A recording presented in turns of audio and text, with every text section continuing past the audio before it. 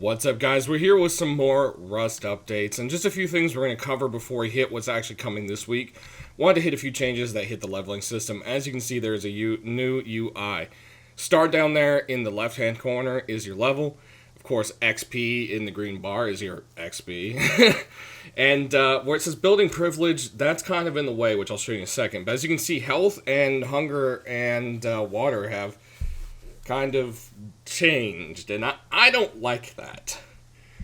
It's very hard to pay attention to what's going on, and also I kind of expected, because health was always on top, I just kind of feel like it should be first instead of water.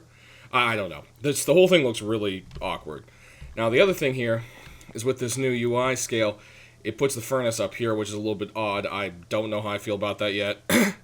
The other thing you will see here is on the characters, they're doing some work here. Now, we don't have the new models yet, but you can see there's no seams on the neck anymore. That's something they're working on, is getting rid of that so we don't look like weird pasted together Ken dolls. Well, I guess Ken doesn't have a penis, so we're one step past that. But the other change here, as you can see in the crafting UI, it crashes our game.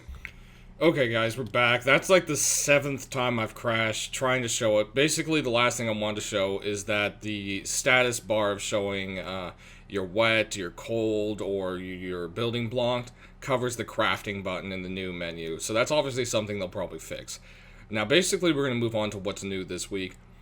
Big thing, they've continued on the armor durability. Now, clothing has no durability. I don't know if they plan on doing that or not, if they just haven't gotten to it, but all armor now does.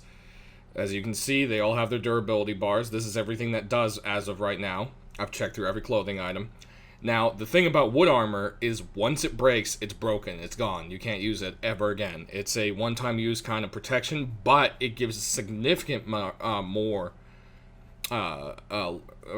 significant amount of protection against melee than it used to. Now, they've rebalanced everything, so all these armors all have their better abilities now, which we'll just have to see the details as they actually change it. Looks like there is less bullet protection with the skirt. That's something I know for sure, and there is more protection with the bone pants, so it looks like they're going to be better. But the skirt's also better against melee now. So, I mean, you can kind of see... I don't know if it's reflected in here yet. That's the thing. But anyways, everything except for the wood, everything starts out with 100% protection, and as it gets chipped away at, you're going to get less and less protection. When it finally breaks, wearing broken armor will give you 25% protection, and that's it. Basically, that's something, but it's not much. So that's kind of the system they're going through right now with what they're doing. The other thing is we finally, after weeks and weeks of nothing, have a new item, which is pretty cool. They gave us the ceiling lamp. Now, electricity's not in the game yet, so for now, it is going to run off of low-grade fuel. And you can place it, on the ceilings here. And it kind of just does a spotlight area. Now, I really had hoped it would do a general area kind of thing. Looks like if you got a couple on, it kind of has a neat look to it, kind of like a factory lighting kind of idea, which is neat. But it doesn't light up the room too much. The other cool thing is if they get shot, they freak out and whip around. So that's actually really cool, little effect. But yeah, as I said, they have to use low-grade fuel.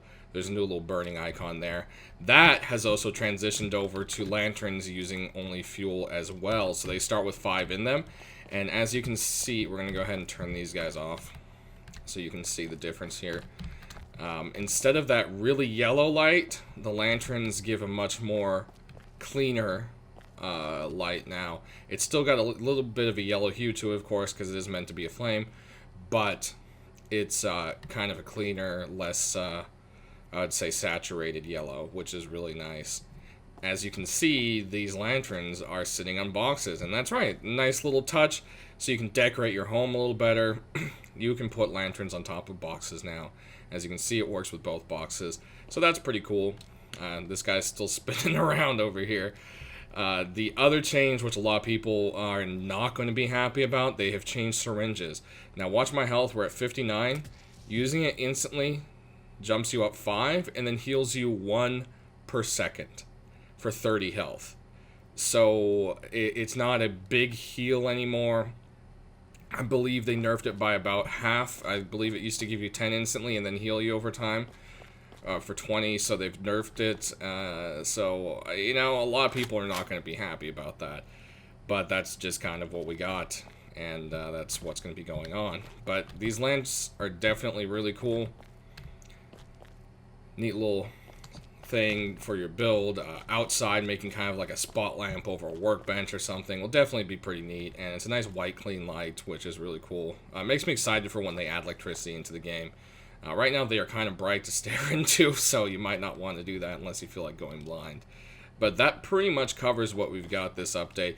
There's a few tweaks here and there. They've done changes to how the body's affected through the armor and how it's going to be taking damage. So that's something we're all going to have to play around with and see how much more accurate it is. Or is it just going to be where you shoot someone in the head 16 times and they don't die, and then they shoot you once and you do? So who knows? It's, you know, all the progress with a, or lack of progress that happens with a new add to the game every single time, as well as the fact that it's just an unfinished game. But basically that's going to cover it. So not a lot this week, but they are working hard on the leveling system. Looks like we will be seeing that, not the forced wipe next week, but most likely next month's wipe, as it still has quite a bit of progress to do. As you can see, Unity 5.4 kept crashing on me, and that means it's just not entirely stable quite yet. But thanks for watching, guys. We'll be seeing you soon or later today with another What's to Come after we see what they put in the dev blog. And you guys enjoy your Rust.